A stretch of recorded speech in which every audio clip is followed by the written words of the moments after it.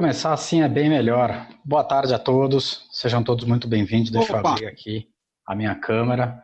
Eu já vi que a gente já teve aí alguns speakers, aí, alguns convidados chegando um pouco mais cedo. Lombardi, nem vou falar com você, que eu ainda vou te apresentar aqui rapidamente. Então, antes de mais nada, muito obrigado aí a todos que puderam se juntar aí com a Zuri hoje. Novamente, sejam muito bem-vindos e bem-vindas ao Web Talk de hoje, sobre automação de processos em plataforma low-code DPA, a evolução do workflow e do BPMS. Eu sou Alexandre Degani Cantoni, para quem ainda não me conhece, atuo como líder de marketing, de operações de marketing aqui na Zuri, e eu serei o seu host nesse evento virtual de hoje. Antes da gente iniciar, eu queria te dar algumas dicas que eu acho que ajudarão você a participar e a utilizar esse evento ao máximo. Esse evento ele será gravado e você poderá compartilhar ele nas suas redes sociais. Ele vai ficar hospedado no nosso canal do YouTube e nós vamos enviar um link para você posteriormente, dentro de 48 horas. Hoje a gente tem a satisfação de contar com o Leandro Zerbinati e com o Luiz Lombardi para uma conversa entre esses dois experts do mercado de tecnologia para discutir a automação de processos com plataformas DPA Low Code. Só essa parte do tema ela já expressa que o mercado de automação de processos evoluiu. E, portanto, a gente precisa cobrir também a evolução do conceito de workflow rapidamente e um pouco do BPMS. Muitos de nós aí estudamos há muitos anos atrás o que era um BPMS, um pouco de disciplina de BPM, talvez, e a gente sabe que nas empresas tem uma série de atividades e tarefas administrativas ou não, e esses conceitos evoluíram muito, existem formas de tornar as empresas mais eficientes e mais produtivas. É muito mais prático a gente ouvir e participar de uma rápida discussão com dois especialistas do que ler 20 artigos da Gartner, 20 artigos da Forrester, alguns do IDC e mais alguns científicos para depois a gente organizar as ideias. Esse evento, então, ele visa como objetivo acelerar o nosso processo de aprendizagem, né, e aprender com esses experts o que a gente tem em termos de top, né, de tecnologias e a evolução desses conceitos, e para que a gente possa aí organizar nossas informações e informações valiosas a respeito do mercado de automação. O Leandro Zerbinati, se eu puder apresentar ele rapidamente, o Leandro Zerbinati ele é um transformador organizacional. Ele é um líder de organizações e de equipes. O professor Zerbinati é Head of Academy aqui da Zuri, graduado em Engenharia Eletrônica pelo Mackenzie. São mais de 30 anos de experiência corporativa em diversas áreas do ciclo de desenvolvimento de engenharia de sistemas eletrônicos e de sistemas de informação em vários setores da economia. Tem experiência de mais de 20 anos na formação de pessoas atuando como professor universitário e líder de treinamento em organizações, empresas e outras instituições. É doutor em engenharia de sistemas eletrônicos pela USP, com foco em inteligência artificial na área da saúde. Então, a gente tem aí um pouquinho para aprender com o professor Leandro. O Luiz Lombardi, então, ele é o nosso baterista quase profissional. O Luiz Lombardi, se eu puder apresentar ele, então, brevemente, ele é engenheiro mecatrônico, formado pela Poli na USP, iniciou carreira como desenvolvedor de sistemas e de workflow, codificando nada mais nada menos do que em C, VB e Java, lá na Ciacorp. Ele foi executivo, diretor da Cadmos, consultoria, atuando com PLM, então já trabalhava aí com o gerenciamento do ciclo de vida de produtos de tecnologia e desenvolvendo, o desenvolvimento de novos produtos tecnológicos, pesquisa e arquitetura de soluções complexas. Há mais de 15 anos ele cansou das burocracias nas empresas, nas organizações que ele passou e para quem ele prestou consultoria, e fundou a WF, que é conhecida como Web Foundations, onde ele atua como diretor. E o Lombardi também desempenha o papel de Chief of Technology, né? Ele é o nosso CTO na Zuri e possui mais de 20 anos desenvolvendo soluções para automação de processos e negócios. Senhores, eu gostaria de começar a conversa com vocês, mas se vocês me permitem, eu vou deixar o professor Leandro fazer uma breve introdução, Zerbinati. A gente chegou a conversar um pouco antes sobre algumas questões conceituais, que alguns próprios conceitos mudam, e aí se a gente começa a conversar e a gente eu não gosto de usar muito essa expressão de nivelamento, mas fica um pouco mais difícil da gente ter o mesmo entendimento e seguir na evolução dos conceitos. Leandro, você gostaria de começar essa conversa? Vamos lá, mas não fica difícil não com os mestres que eu tenho aqui, com a capacidade do pessoal, não fica difícil nada, fica fácil. Vamos lá, vamos colocar a bola no chão, né? A bola está voando, vamos colocar a bola no chão. Nós estamos vivendo a quarta revolução industrial, né? Nós estamos vivendo aí vivenciamos a primeira revolução industrial lá, com a vinda das máquinas a vapor, depois veio a elétrica, que impulsionou a produção da indústria, depois veio a revolução eletrônica, onde muitas coisas foram automatizadas, e agora nós estamos na revolução do digital, onde está tirando, então, desmaterializando muitas coisas do mercado. E aí eu sempre faço provocações, né? Onde está o despertador, onde está a máquina de calcular, onde está a agenda eletrônica, o pager. Tudo isso está se desmaterializando e muitas coisas vão se desmaterializar daqui a pouco tempo, como nós, como motoristas de carro, também vamos ser desmaterializados, o carro vai ficar automático, e algumas atividades cotidianas dentro das organizações também serão desmaterializadas. Elas também serão ocupadas por computação, por software, por esse agente intangível que a gente não coloca a mão, não pega, ele trabalha dentro de um hardware, dentro de um computador, mas essa evolução da desmaterialização, dessa digitalização, também vai afetar muito da indústria produtiva, seja, não estou falando de indústria somente, eu estou falando da área de serviços, que hoje é um grande polo de trabalho e de serviços para a sociedade, mas esse caminho também ele vai ser muito impactado, né, na chamada transformação digital e emprego massivo de tecnologia pelas empresas. Então, com esse foco, com esse viés, a gente olha a automação de processos organizacionais, né? Ou seja, toda organização ela realiza o valor agregado dela a partir de processos produtivos. Eu não estou falando de indústria, que tem um processo assim, a gente lembra de Henry Ford, tempos modernos, mas a gente hoje, mais atual, a gente é uma cadeia produtiva. Uma pessoa recebe uma informação, trata essa informação, passa para outra, que trata essa informação, que passa até entregar o valor para o cliente.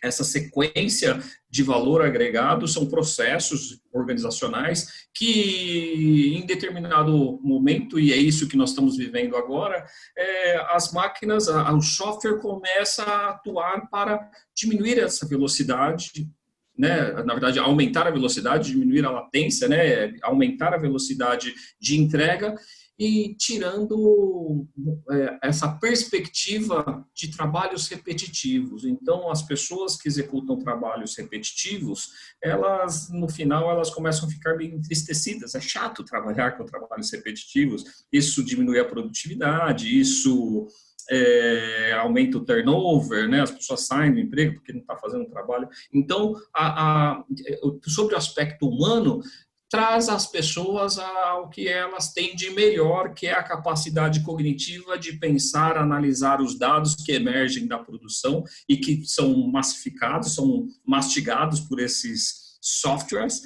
e entregam mais valor para a organização. Então, nessa esteira que a gente fala de automação de processos de negócio, de transformação digital, de hiperautomação, de gestão de processos de negócio e por aí vai. Interessante que enquanto você fala, eu vejo, vendo o mercado, eu sei que a gente tem uma série de especialistas, né? Você tem empresas fornecedoras, né, que são especialistas, você tem profissionais que são, de alguma forma, oriundos da área de processos, então esses conhecem, mas a gente tem um gap muito grande na maioria de postos executivos, né, na maioria dos executivos, e o pessoal que está ali na ponta trabalhando. Muitas vezes se fala muito em automação e o pessoal nem sempre entende, poxa vida, dá para fazer meu trabalho muito mais rápido, dá para eu ter muito mais tempo para mim, dá para eu fazer com muito mais qualidade, seja lá o que eu estiver fazendo em serviços, né, que move muito aí uma boa parte da economia, e aí acho que tem esse gap que acho que entram os especialistas para explicar que, cara, isso aí é natural, né? A gente precisa caminhar para esse lado para trazer mais produtividade e eficiência. Sim, com certeza.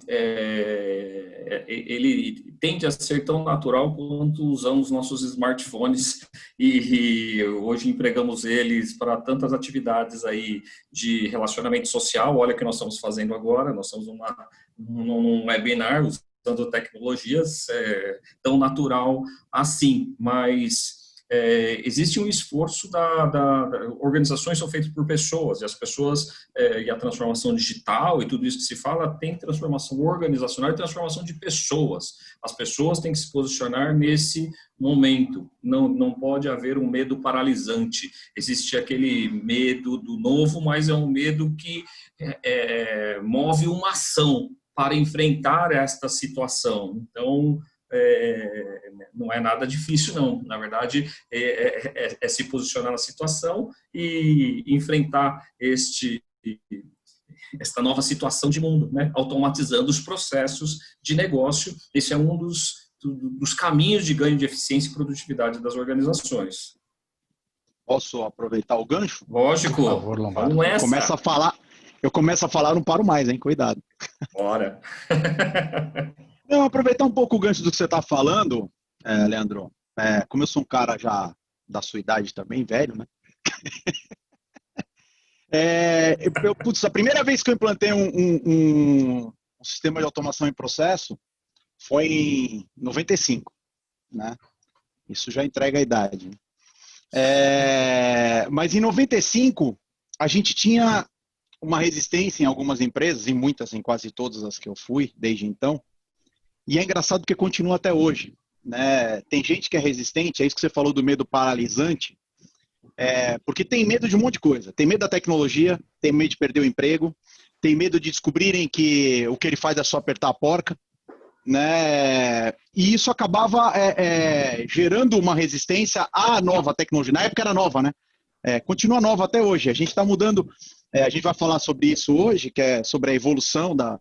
Mas, na verdade, os desafios são muito parecidos, né? Os desafios e o que a gente quer ganhar com a automatização de processo é muito parecido, né? A gente vive nesses hype cycles, mas no final o que toda empresa quer, o que toda pessoa quer, é mais ou menos a mesma coisa o tempo todo. Só vai evoluindo como tudo evolui, né? E o que a gente tinha na época era exatamente isso.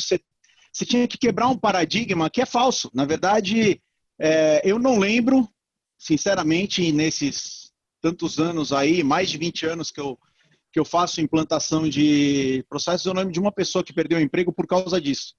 Né? Muito pelo contrário, geralmente você tem mais empregos, você tem a evolução da pessoa na carreira, porque você liberta ela de fazer aquela tarefa repetitiva, né, que ela está fazendo e que está consumindo um baita tempo dela, e libera ela para, por exemplo, às vezes você tem uma pessoa, você imagina assim, você tem a pessoa que só faz aquela digitação daquela dado naquele sistema todos os dias. E se ela para de fazer aquilo, tudo cai, né? A partir do momento que você automatiza aquilo, ela pode parar de fazer aquilo e crescer na carreira, conseguir um cargo melhor, conseguir outras posições, conseguir outras atividades que ela pode se destacar mais na empresa. Né, e usar o conhecimento que ela tem de uma outra forma que não é fazendo aquela coisa repetitiva realmente. Né? Então, isso em todas as implantações que eu vi na vida, e foram dezenas, para não falar centenas, você sempre tem um ganho para o profissional que você está automatizando, para a empresa, porque além de você ter mais eficiência, como você diz, você diminui o erro, você tem mais repetitividade nos processos, você tem mais controle e consegue identificar melhor onde é que estão seus gaps. Você tem uma... Bom, enfim, aí a gente vai ficar falando aqui de implantação. Eu falei que começa a falar, não paro mais. Vai lá. Não, eu vou pegar o seu gancho e trazer para cá. O que você comentou aí tem uma coisa muito interessante, que assim, também nós somos seres humanos passíveis de erro e pensamos que controlamos tudo, mas a nossa capacidade cognitiva também ela é limitada. E aí o que eu vejo, você comentou de sair de um uma atividade para fazer outra, essa atividade repetitiva e fazer outra, uma das coisas interessantes também é que quem não viveu, né, porque nós, né, com essa idade, quem não viveu, eu preciso de um relatório, e aí sai departamento inteiro buscando dados para levantar um relatório que a direção, que a presidência pediu, e esses dados estão dispersos em várias planilhas, em vários documentos, em vários locais, e isso tudo é agregado em algum local único, só que quando agrega, as pessoas manipulam dados, quando pessoas manipulam dados, elas injetam erro. Às vezes porque o método de construção daquilo foi diferente da última vez que pediu o relatório, aí você começa a comparar bananas e laranjas e você não tem resultado nenhum, ou seja, mesmo um erro de você copiou, colou ali e gerou um dado errado, e quando você começa a automatizar, você começa a sistematizar e você consegue, em relatórios gerenciais, por exemplo, onde as pessoas tomam decisões a partir dos dados, conseguir comparar realmente, eu estou melhorando ou estou piorando, e aí eu começo a gerar ações, mas a operação repetitiva está lá rodando, né? Ela já está lá. Então, eu acho que isso é um pouco da origem dos workflows, né? Assim, dos fluxos de trabalho, onde precisava se ordenar os fluxos de trabalho para que consiga repetibilidade. Aí isso vem de tão longínquo, isso de linhas de produção, né? Não é nada novo do que a gente está falando, como você falou, isso vem de CMMI, o nível 2 CMMI de causar repetibilidade, porque a repetibilidade garante maior controle e consegue você fazer melhor quando você se repete. O que nós estamos falando, isso não é o ruim da repetibilidade, mas quando você repete, as máquinas já estão incorporando isso e deixando você ir para outros níveis de maturidade organizacional, para que você tome decisões efetivas desses dados que emergem desses sistemas sem erros, né? Ou sem muitos erros, que também as máquinas erram, né? Uhum. Isso aí isso é uma conversa longa, né? Porque você tem, sem dúvida, você tem a parte de confiabilidade, né, que é o que você está falando, você tem a parte de compliance, você tem toda a parte de você conseguir reter conhecimento, né? A gente já teve casos até aqui já na Zuri, de você ter coisas do tipo, olha, a única pessoa que conhece um determinado processo dentro de uma empresa é um dos funcionários. Se ele sai ou se ele tem qualquer coisa, a empresa fica na mão, não sabe o que fazer com aquilo. Né? Então, você tem desde retenção de conhecimento, que tem a ver com a vida da empresa, né? Com a confiabilidade da empresa, você tem a confiabilidade do dado, você tem uma coisa que muita gente fala, e isso é um conceito super antigo que a gente já tinha, porque lá em 95 eu usava eu usava não só o workflow, mas eu também usava AI, né? A gente estava nos primórdios, foi a primeira leva de AI, que o pessoal fala tanto hoje, começou lá, já tem esse conceito também. O conceito de inteligência artificial, é óbvio que tudo evolui, né? É óbvio que não dá para você comparar o que você faz com AI hoje com o que você fazia com AI em 95. Mas o conceito por trás é igual. E o problema por trás é igual também, porque AI já na época você tinha o garbage in, garbage out, que ou seja, se você alimenta mal a sua máquina, ela vai cuspir porcaria, não tem jeito. E hoje você continua tendo o mesmo problema. Um dos grandes desafios do AI hoje em dia é a qualidade da entrada de dados. E isso é uma outra vantagem que às vezes o pessoal não nota de automação de processo, que é você garantir a qualidade do que está entrando. Porque ele passa a ser um excelente captador de dados. Você entra com o dado super qualificado, super contextualizado, que é um dado de muita qualidade, que pode agregar muito, por exemplo, um sistema de AI, que é assunto para outro dia de conversa, mas tem tudo a ver, né? Tem tudo a ver com os temas atuais aí de transformação digital, de inteligência artificial, de tudo que está se falando hoje. A automatização de processos, ela é uma perna importantíssima nessa brincadeira toda. Com certeza. Eu concordo plenamente. Inteligência artificial vem da época da Segunda Guerra Mundial. No final da Segunda Guerra Mundial começou esses estudos. Eu acho que o grande diferencial hoje é a capacidade computacional, né? Na época de 95, então, a gente não tinha computadores que pudessem rodar uma massa de dados tão grande e fazer predições. Então, eram modelos conceituais de de computação. Hoje, a gente consegue aplicar, de fato, na força bruta do algoritmo um monte de dado, aí ele usa um monte de técnica para fazer essa predição de informações, aí até predizer o que seria melhor para a tomada de decisões posteriores. Eu queria chamar um ponto, trazendo esse hype e ainda usando essas características da qualidade do dado, e aí, assim, essa homogeneização da qualidade de dado e o processamento dessa massa de dados, se você adere isso em toda a produção, né? Que era uma capacidade também que as pessoas não conseguem processar tantos dados assim. Então, a força computacional de fazer essa integração do processo produtivo e alimentar outros ferramentais para melhor tomada de decisão, as integrações dos sistemas, sejam eles sistemas legados que já funcionam ali, que já têm suas bases de dados, ou outras ferramentas que vão apoiar essa tomada de decisão, também deve fazer parte dessa implantação de sistemas de automação, né, que é a integração. Sem dúvida. E aí você entra numa outra seara que tem a ver com a evolução da automatização, né? Tem um outro conceito hoje em dia, que faz parte do nosso rol aí, que é o RPA, né? Que todo mundo fala também. A RPA também não é uma coisa nova, não é algo que surgiu hoje, né? Ou ontem, ou ano passado.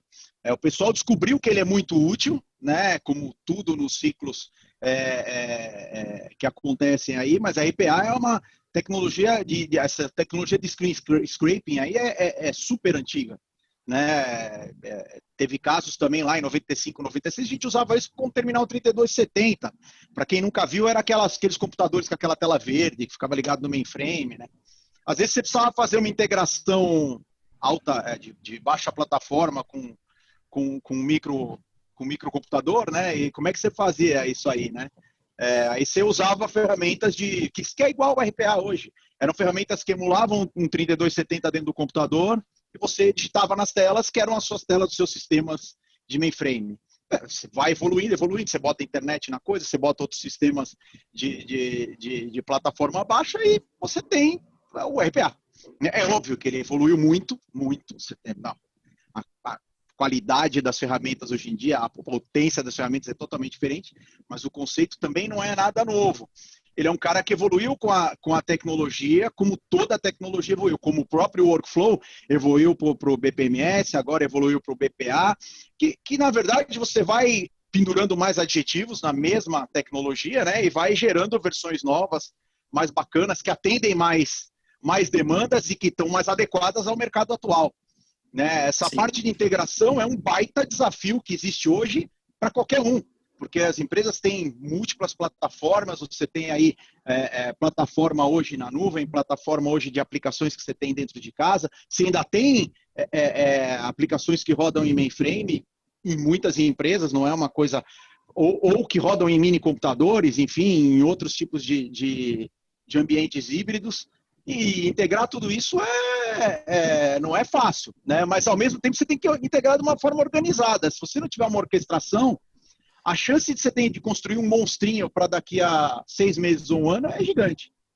Sim. Eu vou fazer, nesse bate-bola, continuando esse bate-bola, eu vou fazer uma provocação, Douglas, ver se você concorda com essa Provavelmente eu não vou concordar, já sei. Então vamos, eu gosto disso.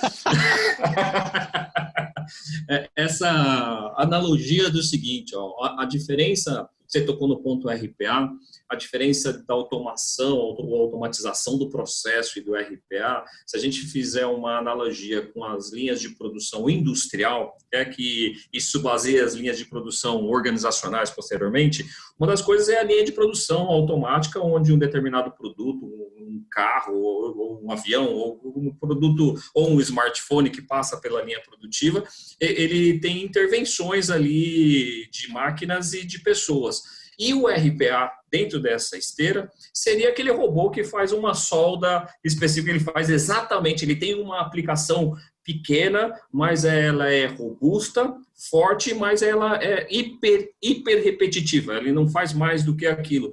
Uma das coisas é você controlar este robô, que aí eu estou expandindo para um conceito de organizações de serviços. Uma coisa é você controlar esse pequeno robô que vai fazer uma tarefa hiper repetitiva, outra coisa é você automatizar toda a esteira de produção. Essa eu acho que é aí eu pergunto a sua opinião sobre isso, é uma analogia interessante para a gente fazer a automação da linha produtiva e como o robô atua dentro dessa linha produtiva. Eu gosto dessa analogia para as pessoas entenderem que essa é uma analogia de BPA ou DPA com RPA. Uma coisa é um robozinho que atua especificamente, outra é essa cadeia de produção, como você automatiza toda a cadeia de produção. Você gosta dessa analogia? A analogia é boa, sem dúvida, e tem tudo a ver, né? Porque uma coisa é você ter um instrumento fazendo a função dele, que é, vamos dizer, o RPA. Né? A outra coisa é você ter uma orquestra tocando. Né? Você precisa ter tudo funcionando na hora certa e na sequência certa. Né? Então, fui além um pouquinho da sua analogia aí para expandir o conceito. Mas é exatamente isso. Você tem o papel das ferramentas de processo nessa brincadeira é justamente orquestrar. Ela orquestra o trabalho. E isso não é uma coisa que apareceu nas ferramentas. Nossa, eu preciso comprar uma ferramenta nova de processo. Você pegar uma ferramenta de workflow de 95, qual que era o papel dela? Era orquestrar trabalho. O trabalho pode ser um trabalho humano, trabalho pode ser um trabalho de uma aplicação. Uma aplicação pode ser desde um sistema específico até uma implementação de um RPA, se você não tiver como falar direto com o sistema. Né? Mais uma vez, o pessoal gosta muito de falar de RPA, e RPA é uma coisa super útil e eu gosto de RPA. Não estou falando que eu não gosto de RPA. Né? Não está nas minhas tecnologias que eu não gosto. Mas eu acho ele super útil. Mas o problema e isso não é um problema só do RPA, é de qualquer coisa. Se você falar de AI, se você falar de blockchain, se você falar de RPA, se você falar de BPM, se você falar de workflow, se você falar de BPA, do que você quiser. Nunca uma solução é a solução para todos os problemas. Tá? Você sempre vai ter algo que vai usar múltiplas ferramentas dessa. Né? Assim como não dá para você construir um app com uma ferramenta de DPA, porque não é para isso que ela serve, tudo dá. Você pode cozinhar com uma chave inglesa. Vai cozinhar, vai funcionar. Se o gosto vai ficar bom, é outro problema. Mas é a ferramenta errada para aquilo. Né? No final você consegue alguma coisa lá, mas está usando a ferramenta errada. Então, assim, para tudo você tem a ferramenta certa. Um grande erro que eu vejo muita gente fazendo é que usar a mesma ferramenta para muitas coisas que às vezes a ferramenta não serve. E isso serve desde a nossa área, o BPA, que a gente costuma ser bem transparente com os clientes e falar, gente, isso aqui não faz Cozuri, não é para isso que ele serve. Assim como, só que às vezes na hora de vender tem gente que fala, não, minha ferramenta serve para tudo, resolve todos os seus problemas e vai embora.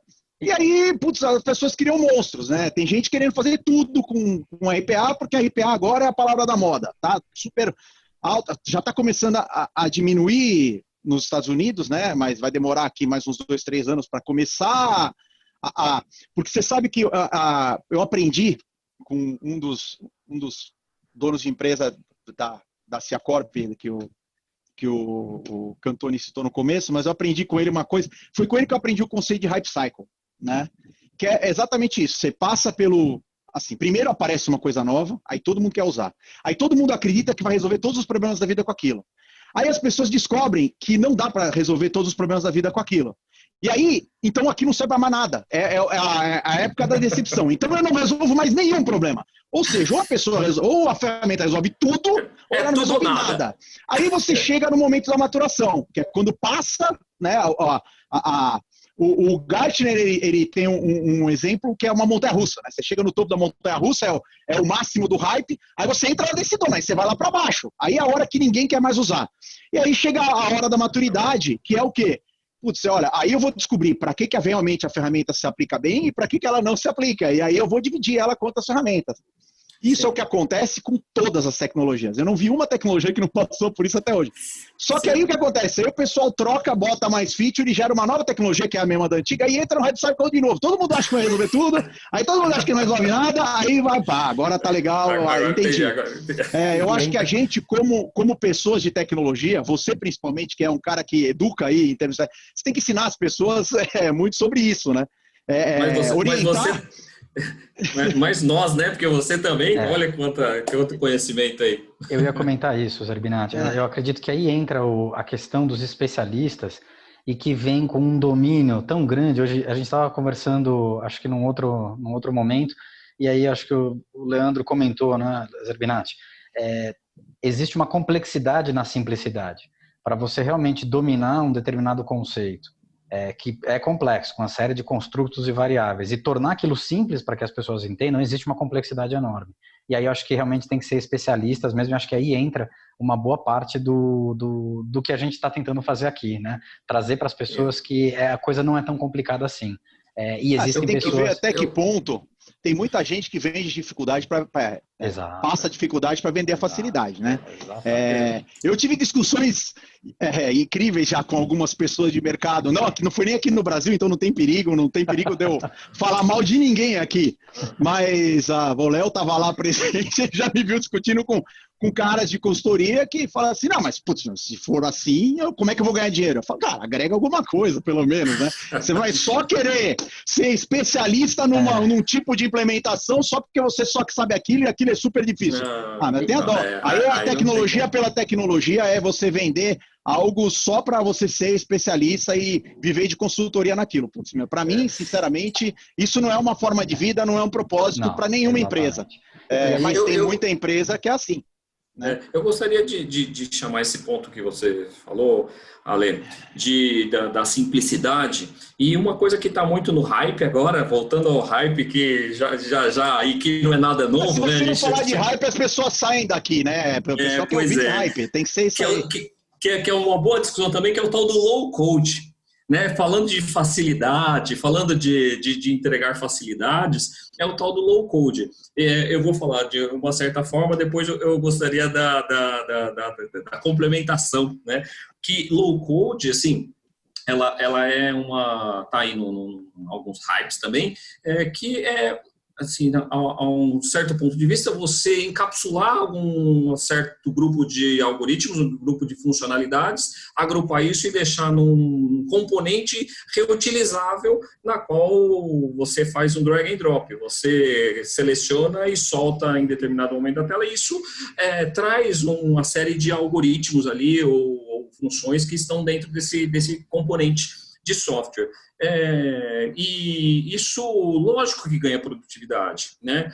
Isso, lógico que traz facilidade para quem vai desenvolver, mas as pessoas, elas têm que entender que não existe almoço grátis, né? Assim, então é super fácil. Então, aquele citizen development realmente é o que vai acontecer. A realidade que nos bate à porta é que não é bem assim. Existe um preço para esse almoço, e esse almoço ele está simplificado para desenvolver sistemas e software, para uma palavra que eu não gosto, mas o pessoal usa muito, e empodera quem está desenvolvendo sem tantos conhecimentos técnicos ali, porque as pessoas que querem empoderar, é possível ele fazer isso, mas não sabendo bem utilizar isso, também pode decorrer de problemas arquiteturais sistêmicos muito sérios para depois sustentar uma escalabilidade desse sistema, o uso massivo desse sistema.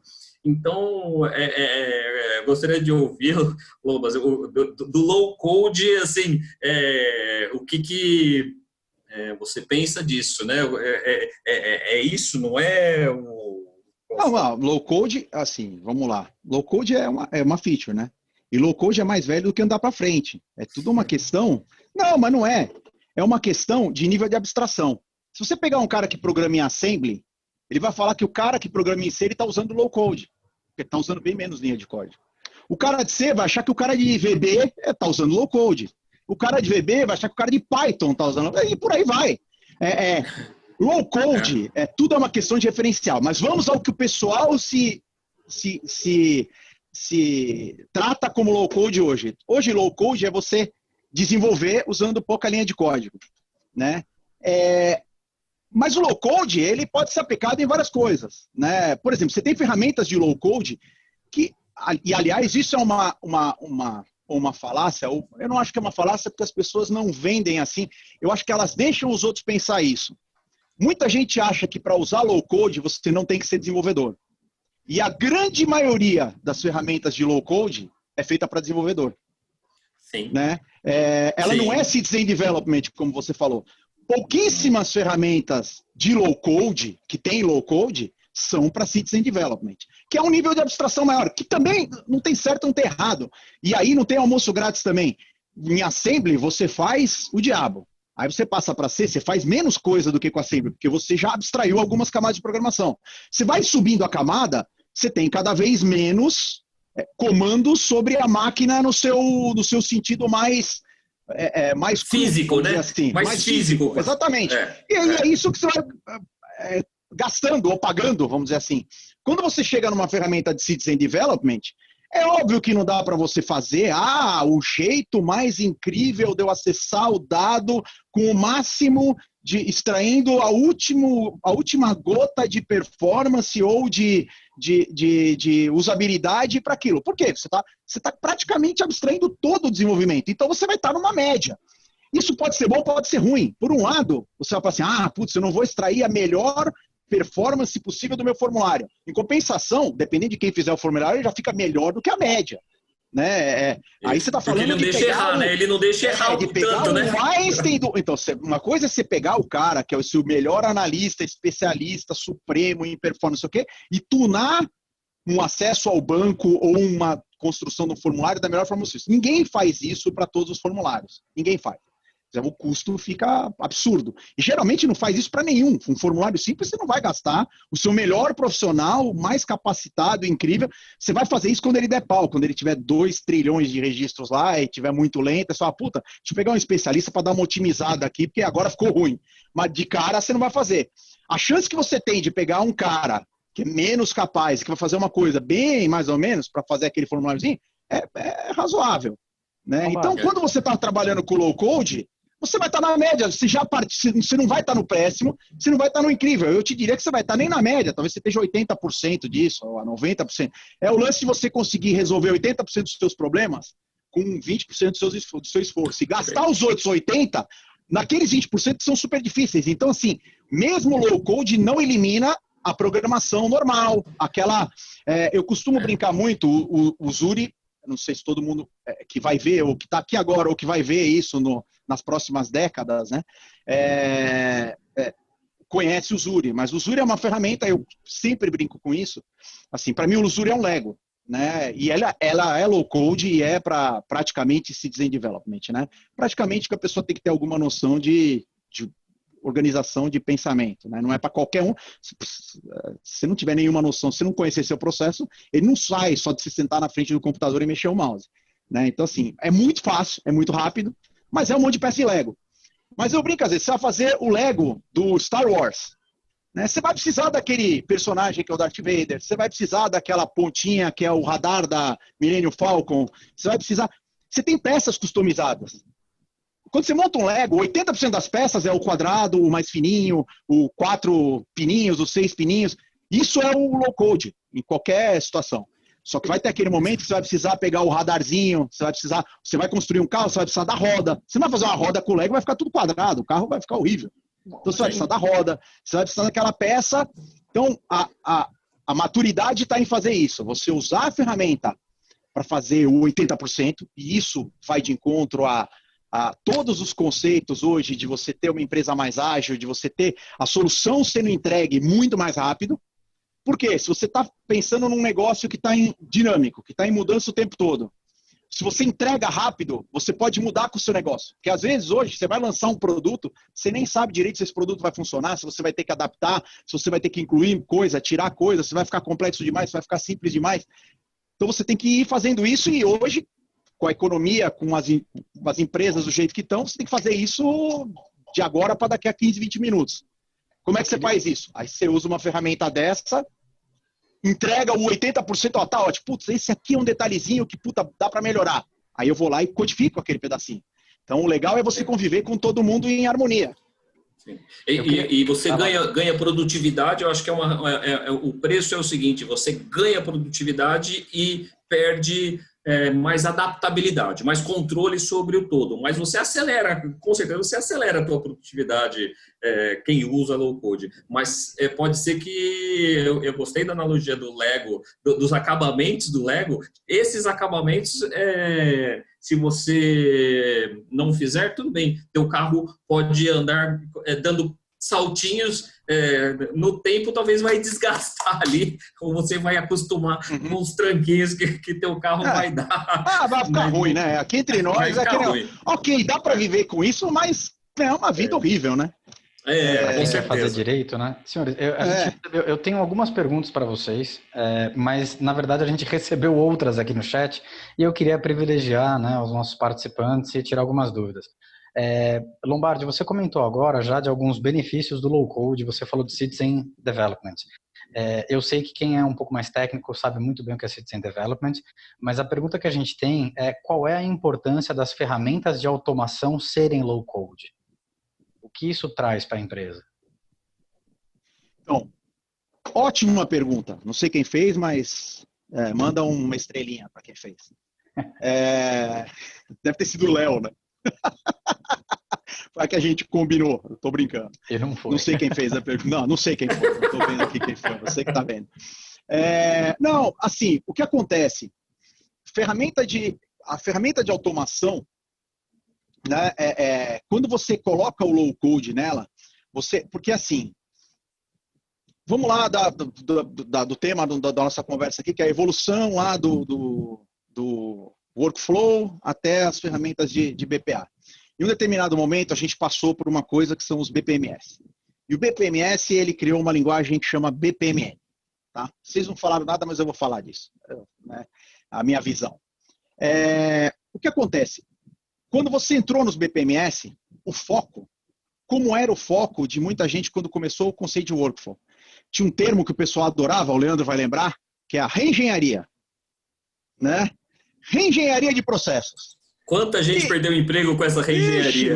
Reengenharia de processos. Isso é uma coisa que teve anos 80 e anos 90, era um tal de reengenharia para todo lado. Era o hype cycle do reengenharia. Né? Mas nada mais é do que você revisitar os processos e desenhar os seus processos e entender os melhores caminhos para os seus processos. Estou falando alguma coisa diferente do que a gente está falando de ferramenta de automação hoje? Não. Eficiência de processo, né? Eficiência de processo. Está todo mundo falando em eficiência. Aliás, isso é uma coisa que muita gente confunde, eficiência com agilidade. Agilidade é uma coisa, e aí vai vir o gancho para a pergunta do low code. Eficiência é outra. Eficiência, sim, todo mundo quer eficiência. Só que, por exemplo, os processos tradicionais de workflow, eles vêm evoluindo, a gente acompanha o BPM Next, que é um dos congressos que fala sobre a evolução do BPM. Eu tive o prazer de ir uns 3, se eu não me engano, né, que são todos os vendors de ferramentas de BPM, né, que se encontram e discute padrão, discute o que o pessoal está fazendo, discute como é que está o mercado. Não tem ninguém vendendo para ninguém lá, porque todo mundo é teoricamente concorrente, né, mas é ali que se discute os rumos da automação de processo. E uma coisa que assim você vê que é um lugar comum é ver como a ferramenta evoluiu quando a necessidade era otimizar, era aumentar a produtividade, era controlar. Então, assim, tudo isso foi criado com essa visão. Mas esses projetos, geralmente, são enormes. Você tem projeto de 1 ano, projeto de 1 ano e meio. Por quê? Porque ele passa, e não estou tirando o mérito, isso aí são projetos importantíssimos para muitas empresas grandes. Você fala assim, eu preciso repensar o meu processo.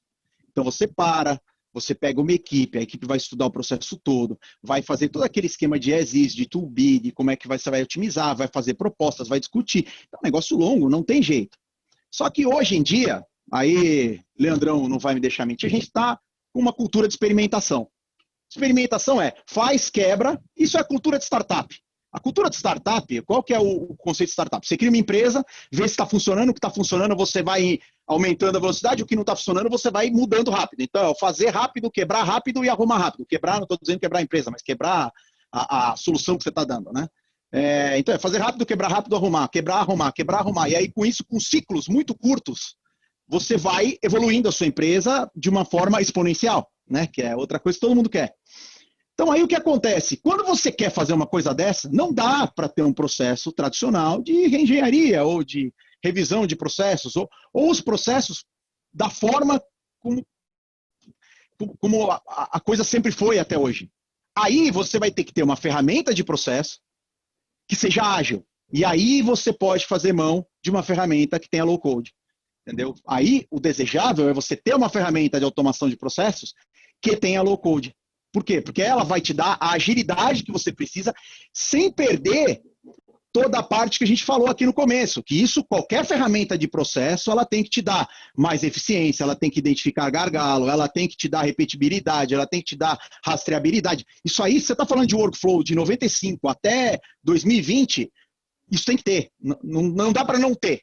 Só que qual que é a proposta de ferramentas de automação low code? É ter tudo isso, mas rápido, de uma forma que você não precise ficar meses desenhando e gerando atributos e criando, e para ir fazer a implementação, e aí você vê se funcionou, e aí não funcionou, aí você vai ter... Aí muda o processo, a pessoa tem que voltar na documentação, atualizar a documentação, rediscutir. São processos muito longos, né? E isso não se aplica no mundo atual, simplesmente. Sim. Se aplica se você tiver uma mega empresa que ainda usa esses mega projetos.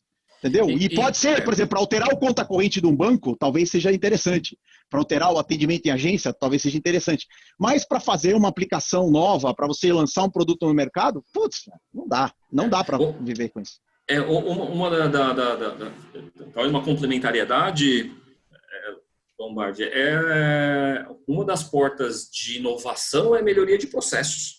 Né? Assim, às vezes as organizações pensam em inovação e lançar novos produtos, novas abordagens de mercado, funciona, é assim também, mas existe a melhoria dos processos. E se você, nessa cultura de experimentação, às vezes você vai estudar muito, na verdade você, na prototipação de um processo, no desenho e aprimoramento do processo, ferramentas low code, ferramentas de automação, onde você coloca e já testa o gargalo, já vê ele funcionando, é uma bela experimentação de eficiência de processo dentro da organização, você automatizá-lo, porque tem muitas organizações tradicionais, que lógico, todas trabalham com processo, porque senão não estariam vivas até agora, mas ainda tem muitos processos manuais. Então, uma porta de inovação empresarial também é a experimentação em processos, fazer processos diferentes e, por que não, automatizá-los, né? Sim, isso é uma quebra de paradigma que a gente vem propondo faz mais de 10 anos, né? Você chega numa empresa e fala em automatizar processo, o cara pensa aquilo, putz, então eu vou ter que estudar meu processo, ver como é que ele é, ver tudo que eu tenho que melhorar nele para ir usar a ferramenta. Por quê? Porque o profissional que usa a ferramenta é caro, é difícil de achar e ele tem uma fila gigante. E aquilo é um baita gargalo. Então, quando você escreve, você quase escreve na pedra. Né? Que esse é um dos problemas da penúltima leva, vamos dizer assim, de ferramentas de processo. Então, como você está escrevendo na pedra, tem que estar muito bem decidido o que você vai escrever, porque para mudar aquilo você vai demorar. Né? O paradigma que a gente quebra é justamente esse. Gente, vamos usar low code, vamos fazer rápido, vamos entregar, vamos testar. E você pode colocar o seu as-is na ferramenta e ver onde ele funciona. Se você não sabe onde ele funciona ou não funciona, coloca o as-is na ferramenta e ela vai te dizer onde ele funciona e não funciona no seu processo. Né? E, aliás, aproveitando o gancho, Leandro, com esse negócio das startups hoje em dia, uma outra coisa que eu olho é o pessoal olhando só para o lado sedutor. Né? Eu dei um exemplo, eu não sei com quem que eu estava falando hoje, em alguma das... Você tem 27 mil calls por dia, eu estava falando exatamente isso. Você tem um restaurante, né? Todo mundo está preocupado com o salão. Né? Então o salão está bonito, as mesas estão bem colocadas, você tem lá uma equipe de garçons super bem treinados, só que a cozinha está uma zona. Né? Uma coisa que ninguém olha são os processos de fabricação da solução que você está entregando para o teu cliente. Né? E isso é uma proposta que a gente tem forte, né? Que é justamente, gente, como é que está seu back-office? Como é que... Esse cara também precisa de agilidade. Não é só o front que precisa de agilidade. Se vocês me permitem, eu queria dar uma linkada em acho que duas coisas que vocês falaram, que, Zerbinati, você falou da importância da agilidade e da revolução que a gente está agora, né? A transformação digital, a revolução industrial, a quarta revolução industrial. E Lombardi, você comentou agora também novamente da eficiência, da diferença disso com a agilidade. E aí eu encontrei um paradoxo aqui, deixa eu ver se eu entendi. Quando eu penso na maioria das ferramentas de BPMS, eu penso muito em BPMN. Então, deixa eu ver se eu entendi. Muitas das ferramentas consolidadas da indústria de BPMS, as grandes marcas aí reconhecidas, as grandes marcas, que são consumidas por grandes empresas, assim, né, enfim, na sua grande totalidade, elas exigem um conhecimento de BPMN. Só que a gente está falando em, dentro de casa, a gente melhorar os processos, em fazer a coisa um pouco mais ágil, testar rapidamente, alterar, e ao mesmo tempo, se você tem poucas pessoas que têm esse domínio do BPMN, inclusive para usar o BPMS, cara, eu não sei se eu entendi direito, mas eu vejo uma dificuldade das empresas de conseguirem realmente deslanchar, por assim dizer. E aí eu queria te perguntar, a questão de requerir BPMN nas ferramentas de BPMS, você acredita que isso ajuda a autonomia das áreas de negócio das empresas? Nem um pouco. Não, autonomia não.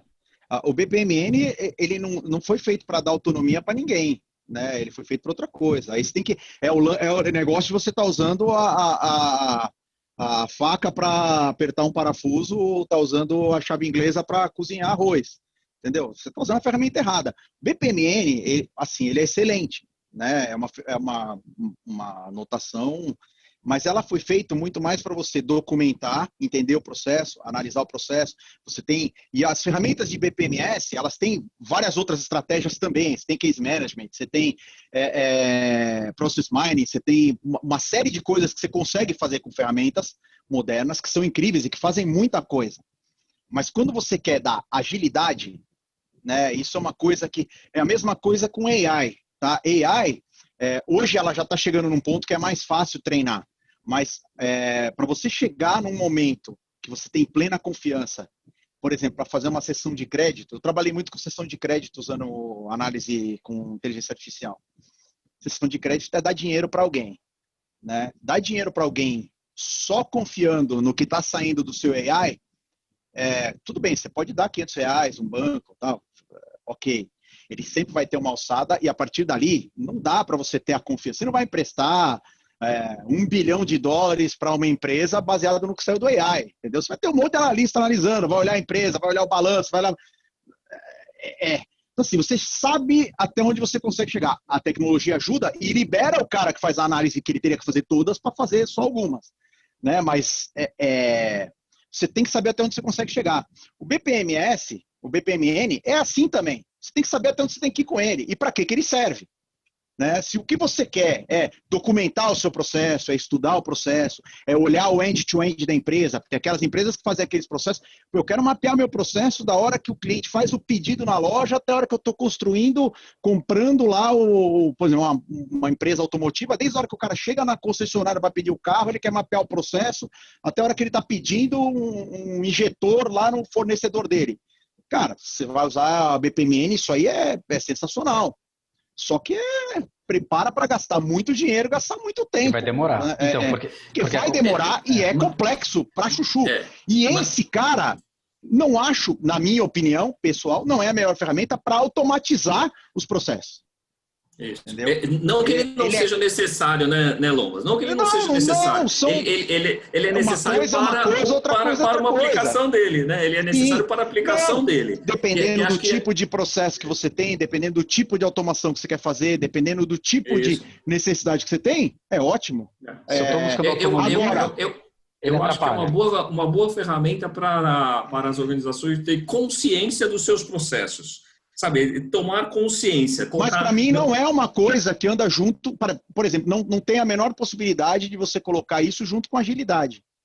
Não, é porque consciência não é ágil. Eu estou entendendo o contrário, exatamente. Não combina com isso. É o contrário. Ágil, é o contrário. Exatamente, não combina com isso. Aí as coisas não... Ou você é ágil, né? Ou você vai fazer um processo desse aí. Tá? E são questões que nem você vai falar, eu vou fazer CMM ou eu vou fazer Scrum? Né? Cada um tem a sua vantagem e a sua desvantagem. O que não dá para você querer é fazer CMM com Scrum, que aí vai dar uma zona, você não vai conseguir fazer nada. As interfaces vão ser muito bem trabalhadas. Entendeu? Misturar bananas com abacaxis, né? Sim, sim. E o que você quer não é uma salada de fruta, é algo diferente, né? Não, você quer algo mais rápido. Eficiente e rápido, né? E ágil. Né? Assim, o que a gente faz, aí falando da nossa proposta, é tentar. A gente prioriza a agilidade, tá? Só que dentro da agilidade a gente tenta não abrir mão, mas, por exemplo, a documentação é uma coisa secundária na nossa ferramenta, ela sai, mas ela sai do uso. E uma vantagem que você tem com isso é que quando você muda o uso, a documentação está atualizada, você não precisa voltar, porque o processo no outro modelo é ao contrário, você atualiza a documentação para chegar no uso. Isso. Então você primeiro tem que discutir, primeiro você discute, waterfall, você discute, descobre como que você quer mudar, documenta isso e vai para o uso. Tá? A nossa não, você usa. Aí do uso sai a documentação. Você vai falar, beleza, a documentação, para nós, ela é o subproduto do processo que a gente automatizou. Entendeu? Processos ágeis. Porque é uma cultura de experimentação, é uma proposta. Você pode gostar da proposta ou não gostar da proposta. Mas a proposta nossa é essa, é você experimentar. Putz, ela está aderente aos conceitos de transformação digital, está aderente aos conceitos de modernidade. Tá, graças a Deus a gente acertou, fizemos uma predição lá atrás, uma aposta que está se mostrando excelente. Podíamos ter dado com o burro na água. Hoje em dia ser tudo monolítico e todo mundo demorar anos pensando na coisa. A gente apostou que a coisa ia ser ágil. E tá aí, estamos com um modelo esse. Então, assim, não tenho como falar diferente, porque isso é o que eu acredito há 20 anos, né? Não é o que eu acredito há 2 semanas. Senhores, excelente. Passou rápido, né? Passou rápido e vou falar para vocês que tem mais assunto, hein? Tem muito mais assunto. Então, eu queria, com toda a sinceridade, agradecer a presença de todos os que atenderam, em nome da Zuri. Lombardi, Zerbinati, um grande prazer estar aqui com vocês. Espero que a gente marque uma próxima, porque ficou faltando muitos assuntos para a gente abordar e evoluir. Muito obrigado a todos que participaram. E, por favor, depois acesse o nosso canal no YouTube e compartilhem. Eu acho que o nosso mercado, a nossa indústria de automação de processos, ela só ganha quando a gente compartilha conteúdos de alto valor, né? Conteúdos bem profissionais. Gente, muito obrigado e uma excelente tarde. Obrigado, Lombardi. Obrigado, Zerbinati. Obrigado, pessoal. Valeu, Zerbinati. Obrigado, pessoal. Valeu, Lombas. Valeu, Ale. Tchau, tchau. Um abraço. Até. Tchau, valeu.